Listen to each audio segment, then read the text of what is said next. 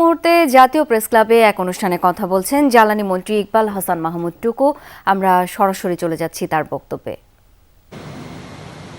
পরিষ্কার বলা আছে,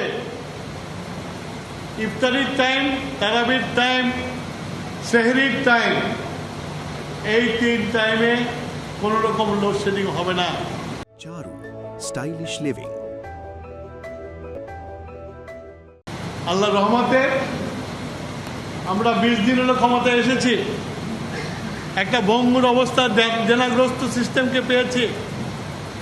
৭৬,০০০ কোটি টাকা বকেয়া, সেই সিস্টেমকে আমরা ইনশাল্লাহ এখনো ভালো রেখেছি এবং আশা করি ভবিষ্যতেও এই সিস্টেম ভালো থাকবে।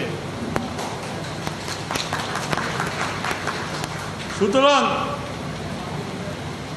এসব করার জন্য আমাদেরকে সরকারের দেওয়া হয়েছে, যে জনগণ আমাদের ভোট দিয়েছে তাদের কাছেও আমাদের আবেদন থাকবে, তাদের সহযোগিতা দরকার। জনগণের সহযোগিতা না থাকলে সরকার স্মুথলি রান করতে পারে না।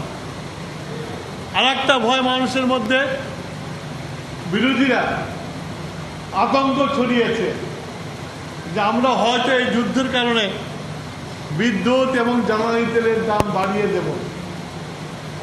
আমি কালকে আশ্বস্ত করেছি যে আপাতত আমরা বিদ্যুতের দাম বাড়াচ্ছি না। সুতরাং দাম বাড়বে বলে ভয়ে তেল ভরে মজুত করবেন, এটা ঠিক হবে না। তাই আমি প্রত্যেকটি এখানে যারা উপস্থিত আছো, তোমরা আমার ছাত্র দল, যুব দল, স্বেচ্ছাসেবক দল, বিভিন্ন অঙ্গ সংগঠনের কর্মী যারা আছো, তাদের কাছে আমার অনুরোধ থাকবে যে তোমরা এই ভালোভাবে প্রচার করো।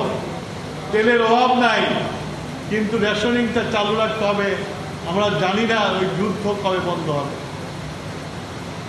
এটা মানুষকে বলতে হবে এবং মানুষও বোঝে। আমি অনেক ড্রাইভারের সাথে আলাপ করেছি, অনেক মোটর সাইকেলের সাথে আলাপ করেছি, তারা বলেছে বুঝি, কিন্তু একটু বেশি না রাখলে কেমন হয়। তো যাই হোক, আমি এই জিনিসটা পরিষ্কার করলাম এই জন্যই, এটা এখন বাংলাদেশের সবচেয়ে বড় ইস্যু।